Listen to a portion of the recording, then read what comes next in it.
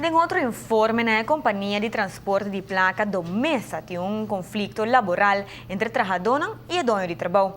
Essa aqui devina com contrato coletivo que vence, banda de novo como terceira hora. Está praticamente claro, mas o trabalhador não quer aumento drástico. Como que a companhia está insistir que essa aqui não por pagar aumento aqui, partido não vai for de outro e trabalhador não faz uso de direito de pôr trabalho a boa awe e vai de huelga.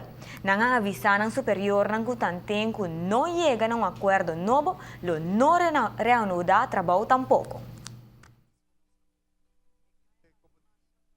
A dona que trabalha não está muito riscante, a dona que está responsável para canal de placa, para canal de prendas e artigos de valor.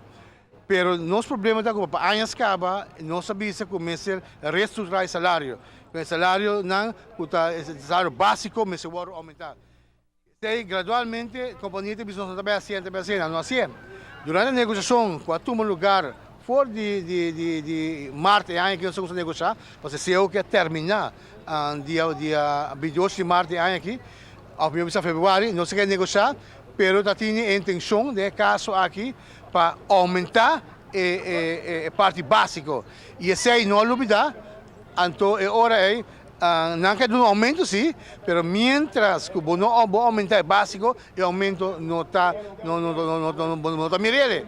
E esse é a 3 segundos que nós queremos negociar, em duas ocasiões, nós apresentamos uma proposição para a companhia ou para a trabalhadora não aceitar isso aí. E por último, a companhia vai mandar de 10 proposições e a trabalhadora vai rechazar.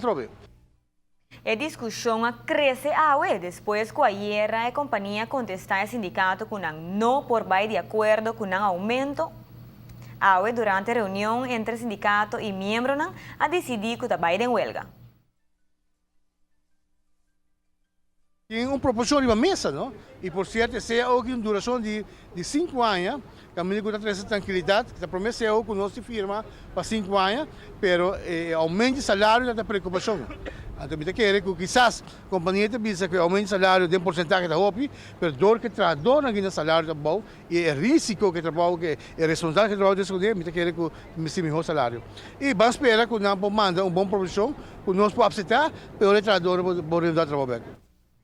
Trabalhador não está pendente de uma reação de gerência de Domesa pronto para assim não conseguir brindar mais serviço de segurança.